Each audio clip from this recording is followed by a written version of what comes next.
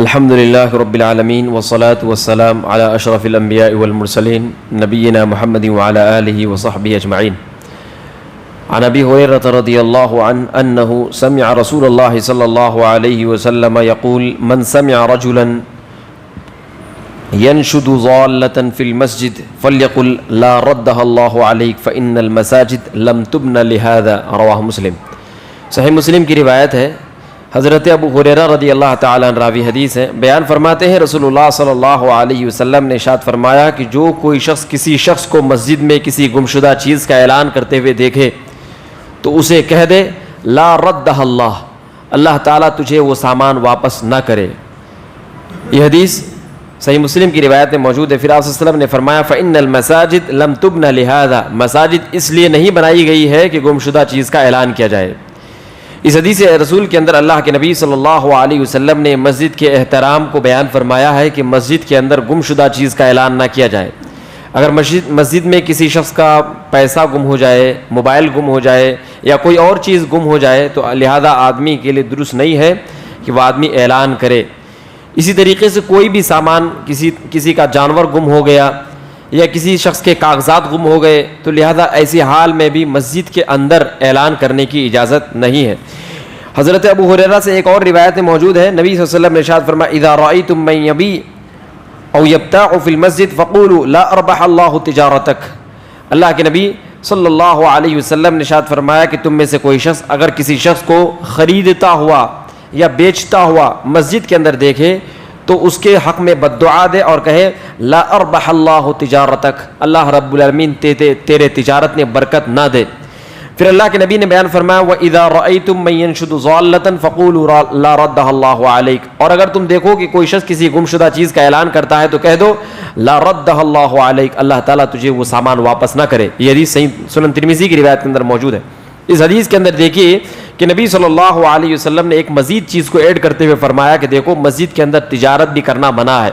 بسا اوقات کچھ لوگ ایسے ہو جاتے ہیں کہ مسجد کے اندر آ کر کے تجارت کے بارے میں گفتگو کرتے ہیں، پھر مسجد کے اندر آ کر کے ہی لین دین کرتے ہیں. لہذا یہ تمام کی تمام چیزیں غلط ہیں، یہ تمام کی تمام چیزیں غلط ہیں.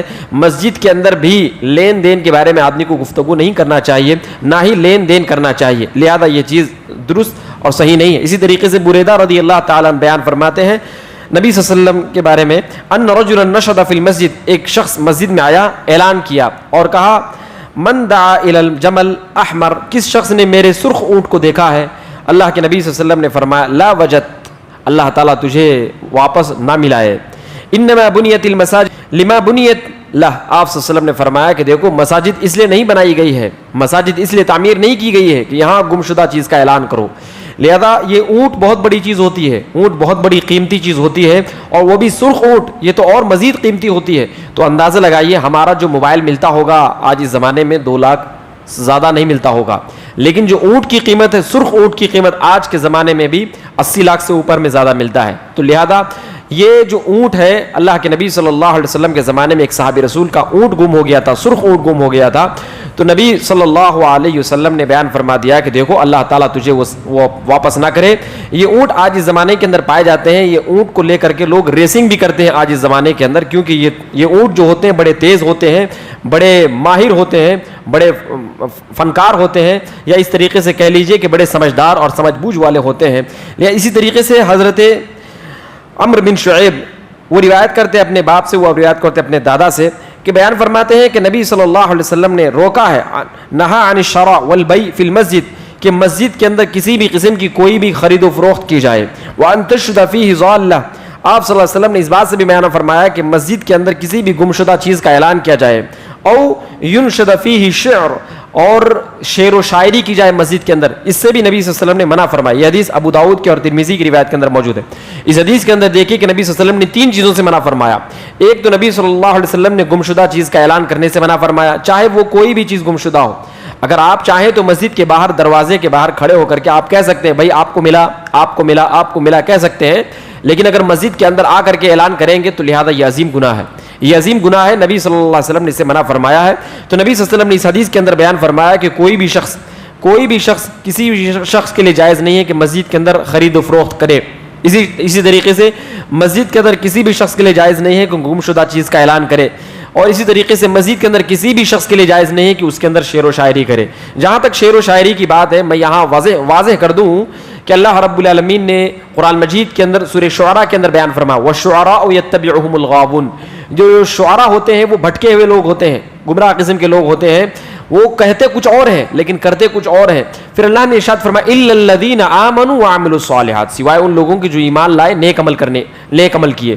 تو لہذا اس سے یہ بات معلوم ہوئی کہ جو آدمی نیک عمل کرتا ہے، ایمان والا ہوتا ہے، اس کی شعر و شاعری انشاءاللہ جائز ہے. کیونکہ حسان بن ثابت رضی اللہ تعالیٰ عنہ کے لیے باقاعدہ نبی صلی اللہ علیہ وسلم مسجد کے اندر ممبر لگواتے اور آپ صلی اللہ علیہ وسلم فرماتے اے حسان، کفار و مشرکین کے خلاف شعر و شاعری کرو، اللہ تمہارے ساتھ ہے، جبریل تمہارے ساتھ ہے، محمد صلی اللہ علیہ وسلم تمہارے ساتھ ہے، مسلمان تمہارے ساتھ ہے. تو لہذا اس سے یہ بات معلوم ہوئی کہ اگر کوئی آدمی عشق والا شعر و شاعری کرتا ہے یا مزے لوٹنے والے شعر و شاعری کرتا ہے جس میں ہلہ، شور شرابہ اور اس قسم کے لوگوں کو بہت مزہ آتا ہے، تنزیہ، مذاق اس طریقے سے، تو لہذا اس قسم کی شعر و شاعری درست نہیں ہے. البتہ اگر کوئی انسان اسلام کی بلندی کی خاطر اللہ رب العالمین کے شان میں یا نبی صلی اللہ علیہ وسلم کی شان میں، مسلمانوں کی شان میں یا مسلمانوں کو بھلائی کے لیے ابھارنے کی خاطر کوئی انسان شعر و شاعری کرتا ہے، تو چونکہ حسان بن ثابت رضی اللہ تعالیٰ عنہ کا عمل موجود ہے نبی صلی اللہ علیہ وسلم کی زندگی میں، لہذا اس میں کوئی حرج کی بات نہیں ہے، ورنہ عام شعر و شاعری بالکل جائز و درست نہیں. اسی طریقے سے ایک اور آخری حدیث حضرت صائب بن یزید رضی اللہ تعالیٰ ایک صحابی رسول ہے، بیان فرماتے ہیں کہ میں مسجد نبوی کے اندر بیٹھا ہوا تھا، تبھی ایک شخص نے مجھے کنکری ماری تو میں نے دیکھا کہ وہ حضرت عمر بن خطاب رضی اللہ تعالیٰ عنہ تھے. مجھے قریب بلایا، میں آیا، مجھ سے کہا کہ ان دونوں کو بلاؤ جو مسجد کے اندر بہت زور سے آواز میں گفتگو کر رہے ہیں. لہذا ان دونوں کو میں نے بلایا. حضرت عمر بن خطاب نے پوچھا من این انتما، تم دونوں کہاں سے آئے ہو؟ تو انہوں نے کہا کہ ہم لوگ اہل طائف میں سے ہیں. حضرت عمر بن خطاب رضی اللہ تعالیٰ نے فرمایا لو کنتما من اہل البلد لأوجعتکما ترفعان اصواتکما فی مسجد رسول اللہ صلی اللہ علیہ وسلم. ارشاد فرمایا اس شہر کے اگر تم ہوتے تو میں تمہیں سزا دیتا. حضرت عمر بن خطاب نے فرمایا کہ تم مسجد کے اندر اپنی آواز کو بلند کرتے ہو، بیکار قسم کی آواز کو بلند کرتے ہو. یہ حدیث صحیح بخاری کی روایت کے اندر موجود ہے. ان تمام روایتوں سے یہ بات معلوم ہوئی کہ مسجد کے اندر 4 قسم کی چیزیں جائز نہیں ہیں. ایک تو یہ ہے کہ مسجد کے اندر گمشدہ چیز کا اعلان کرنا، مسجد کے اندر کسی بھی قسم کی چیز کا تجارت کرنا، یا اسی طریقے سے بیہودہ شعر و شاعری کرنا جس کے اندر مسلمانوں کا فائدہ نہیں ہے. اور چوتھی چیز یہ ہے کہ مسجد کے اندر خواہ کی آوازوں کو بلند کرنا.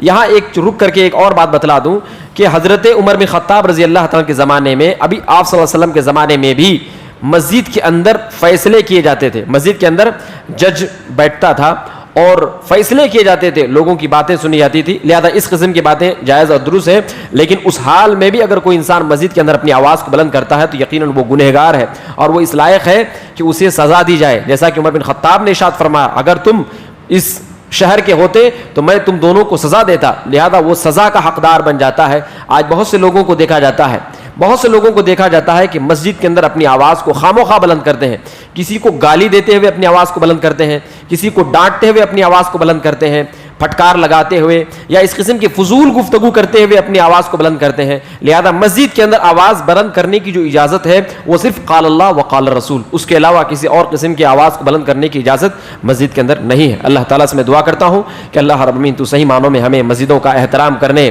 اور مسجدوں سے بھرپور فائدہ اٹھانے کی توفیق عنایت فرما.